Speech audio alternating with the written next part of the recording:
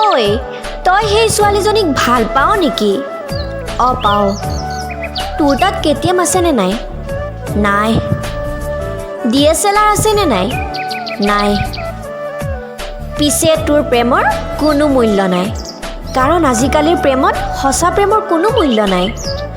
আজিকালিৰ প্ৰেম যান্ত্ৰিকতাৰে ভৰি পৰিছে। আজিৰ দিনত সঁচা প্ৰেমৰ চিঠিৰ মাদকতা কোনেও বুজি নাপায়। আজিৰ দিনৰ ল'ৰা ছোৱালীৰ কাৰণে প্ৰেম হোৱাটছএপ, ইনষ্টাগ্ৰাম এইবোৰতে আবদ্ধ। সেইকাৰণেই কৈছোঁ, খন্তেকীয়া প্ৰেমৰ বাবে নিজক কষ্ট নিদিবি।